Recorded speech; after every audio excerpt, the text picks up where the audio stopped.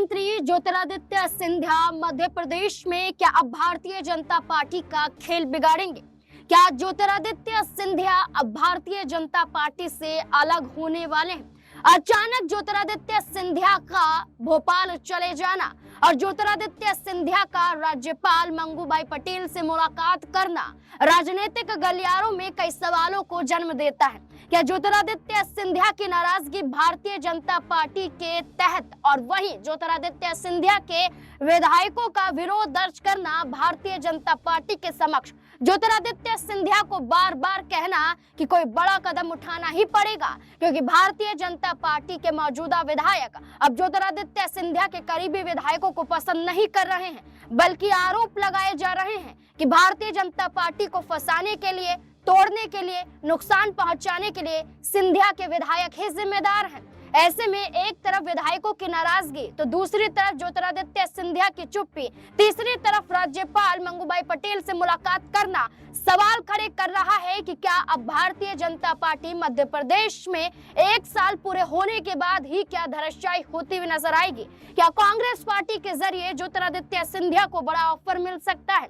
ज्योतिरादित्य सिंधिया के मान सम्मान की लड़ाई को लड़ते हुए कांग्रेस पार्टी के दिग्गज चेहरों का ज्योतिरादित्य सिंधिया को नसीहत देना कैसी और इशारा करता है? तमाम सवाल मध्य प्रदेश की राजनीति में ज्योतिरादित्य सिंधिया और उनके विधायकों को लेकर खड़े हो जाते हैं। अब देखना होगा कि आखिरकार ज्योतिरादित्य सिंधिया क्या फैसला लेंगे, लेकिन उनके फैसले से पहले कई सवाल हैं, सवालों के जवाब लेंगे। मेरे साथ मेरे सहयोगी सिराज मौजूद हैं। सिराज, पहले तो आपका बहुत बहुत स्वागत है जी।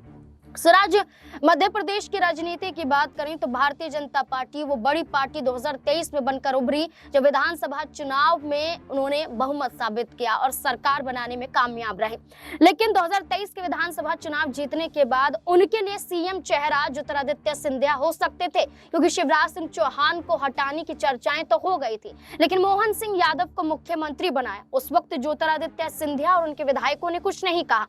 अब राज्यपाल से मुलाकात करना और उससे पहले ज्योतिरादित्य सिंधिया पर बीजेपी में रहते हुए कई आरोप लगना किस और इशारा करते हैं? क्या लगता है आपको? आज जाहिर सी बात है, जिस तरीके से सिंधिया को लेकर के इस वक्त भारतीय जनता पार्टी में असमंजस की स्थिति नजर आ रही है और तमाम विधायक कहीं ना कहीं, चाहे वो शिवराज सिंह चौहान के समर्थक हो या फिर मोहन सिंह यादव के, तमाम जो विधायक है वो कहीं ना कहीं कह सकते हैं कि सिंधिया के प्रति नाराजगी उनकी देखी जा रही है और बयानबाजी भी करते हुए नजर आ रहे हैं। और देखिए, सिंधिया जो है वो लंबे समय से खामोश नजर आ रहे हैं। जिस तरीके से उनके पिता के अपमान का जो मसला सामने आया था, उसके बाद से देखा गया कि जो सौरभ शर्मा वाला जो मामला है वो देखने को मिल रहा है और कहीं ना कहीं अभी उपचुनाव में मध्य प्रदेश में जिस तरीके से हार हुई बीजेपी की, उसका हार का ठिकरा कहीं ना कहीं सिंधिया पर फोड़ा जा रहा है। और ऐसे में सिंधिया कब तक खामोश रहेंगे, ये सबसे बड़ा सवाल है। उधर कांग्रेस की नजर बनी हुई है कि कहीं ना कहीं कांग्रेस इस ओर इशारा कर रही है कि अगर सिंधिया हमारी तरफ आते, हम जरा भी देरी नहीं करेंगे, हम उन्हें अपने साथ ले लेंगे। तो देखिए, बीजेपी इस वक्त फंसती हुई नजर आ रही है और अचानक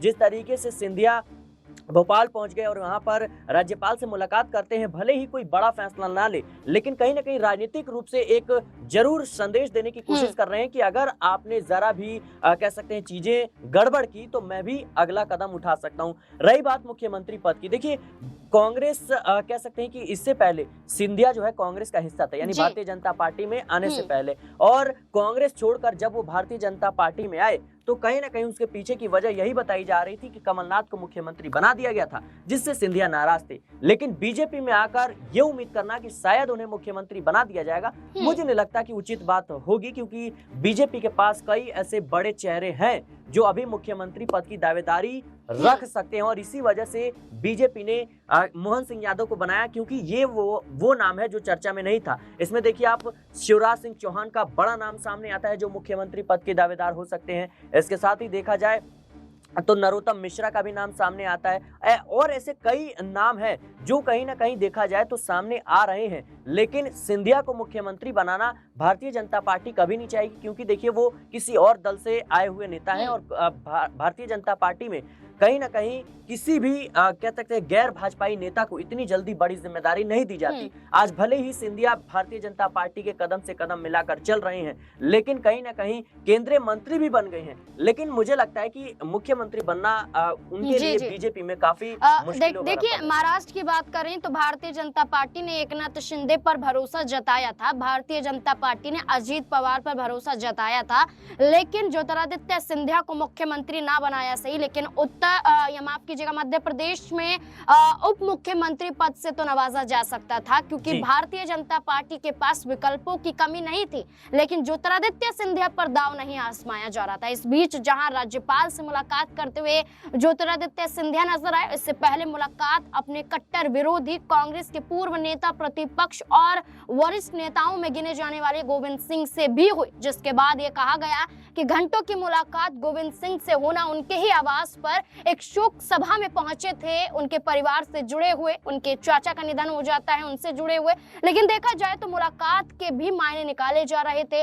अब ऐसे में सिराज ये सवाल बन जाता है कि आपने खुद ही कहा कि बीजेपी में कई चेहरे हैं मुख्यमंत्री रेस में, जिसमें शिवराज सिंह चौहान से लेकर कैलाश विजयवर्गीय से लेकर कई ऐसे बड़े चेहरे जो आगे आ सकते हैं। उमा भारती तक मध्य प्रदेश की मुख्यमंत्री रही हैं, बेशक आज गायब नजर आती हैं, लेकिन देखा जाए तो नरोत्तम मिश्रा भारतीय जनता पार्टी के प्रदेश अध्यक्ष के तौर पर भी देखे जा रहे हैं।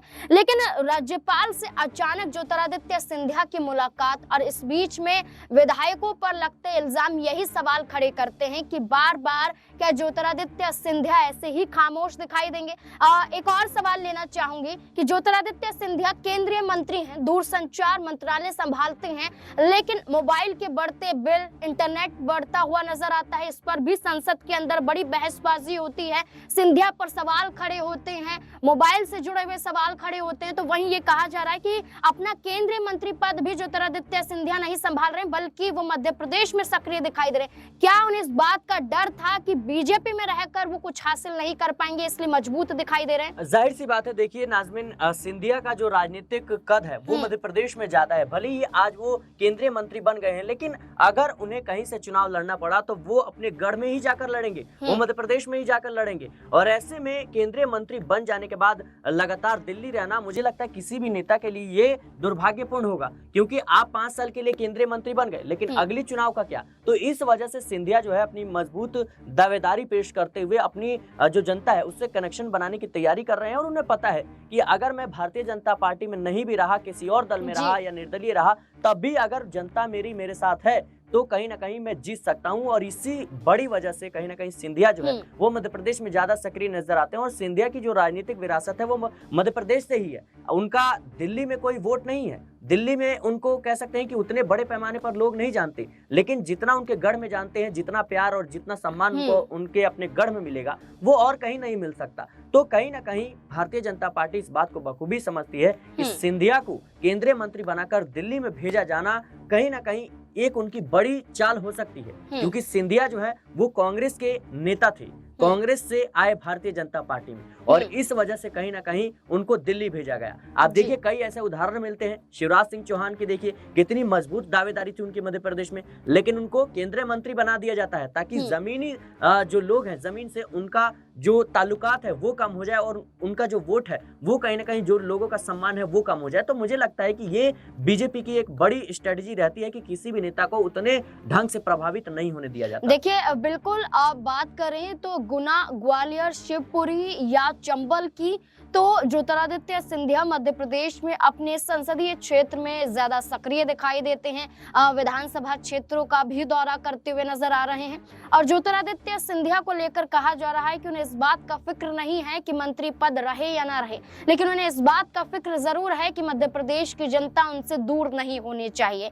इसलिए तमाम इल्जामों के बीच भी ज्योतिरादित्य सिंधिया मध्य प्रदेश में सक्रिय हैं। अब ऐसे में में कहा जा रहा है कि कांग्रेस पार्टी में ज्योतिरादित्य सिंधिया की वापसी होती है तो बड़ा पद यानी कि मुख्यमंत्री पद भी दिया जा सकता है। जैसे कि बात करें, सचिन पायलट आज बीजेपी में चले जाते तो सिंधिया जैसा हाल हो जाता, लेकिन आज कांग्रेस पार्टी से जुड़े हैं तो राजस्थान से लेकर दिल्ली की राजनीति में उनको ही सबसे आगे रखा जाता है। जीतू पटवारी कांग्रेस पार्टी के प्रदेश अध्यक्ष तक बन जाते हैं और अब ये चर्चा है कि मध्य प्रदेश में कांग्रेस पार्टी का बड़ा चेहरा जीतू पटवारी ही है। ऐसे में ज्योतिरादित्य सिंधिया अगर बीजेपी छोड़कर कांग्रेस में जाते हैं तो वाकई ये समझ में आता है कि उनकी भी दावेदारी बढ़ती हुई नजर आ सकती है। आपको क्या लगता है इस पूरे मुद्दे को लेकर? अपनी राय भी कमेंट सेक्शन में जरूर दें। देखते रहें SPN9 न्यूज। धन्यवाद।